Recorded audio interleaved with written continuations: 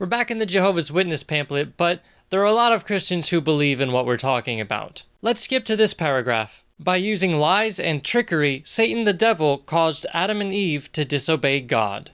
Actually, nothing that the serpent said was a lie or even a trick.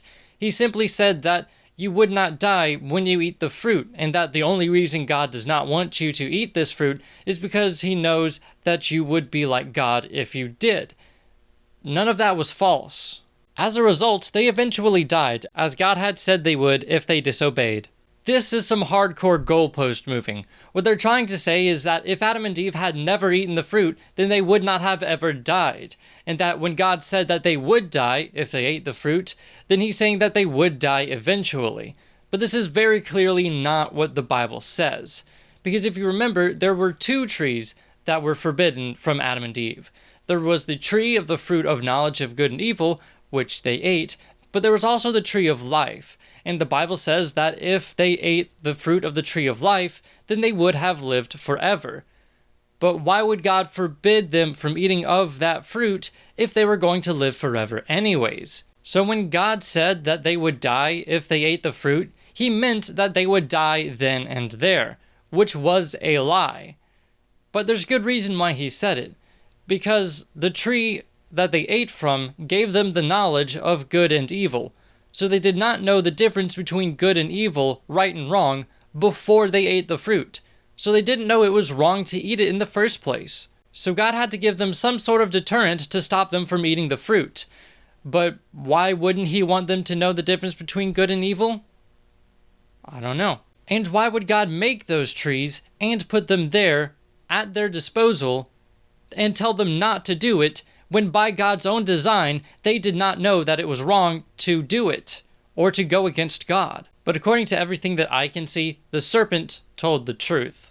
When Satan led Adam and Eve into sinning against God, he was really leading a rebellion. He was challenging Jehovah's way of ruling. In effect, Satan was saying, God is a bad ruler. He tells lies and holds back good things from his subjects. Which is true, by the way. Humans do not need to have God ruling over them. They can decide for themselves what is good and what is bad. That's not what he said at all. In fact, he did just the opposite. He gave them the knowledge of what was really right and wrong. And they will be better off under my rulership.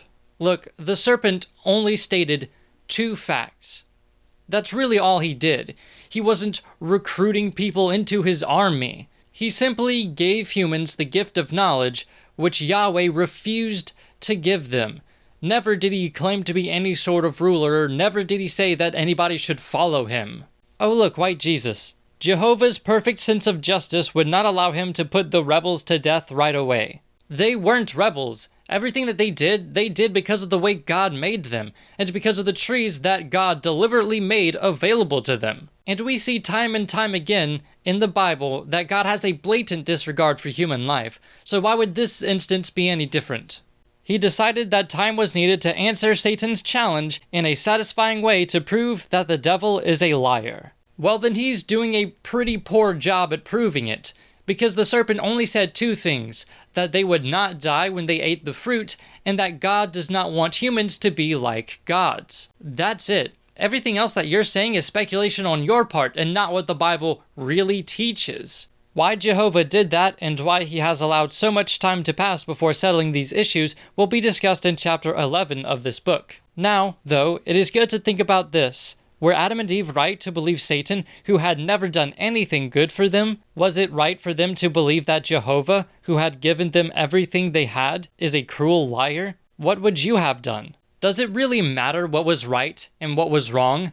Because what they did before they had the knowledge of right and wrong. So even if it was wrong, God didn't give them the ability to tell that it was wrong. So are they really doing anything wrong if they don't know the difference between good and wrong by God's design? But I would believe the serpent, albeit reluctantly, because he was factually correct, and God is the one who is punishing us for the way that he created us. The fall from paradise was all God's doing. When God created pain and suffering during childbirth, when he cursed the ground, and when he forced us to toil throughout our lives just to eat. All because two people did something that was wrong, who by God's design did not know that it was wrong. But I also want to touch on something that they said earlier. Since all of Jehovah's creations are perfect, however, who made this devil, this Satan? Simply put, one of the powerful spirit sons of God turns himself into the devil. This only dances around the real question.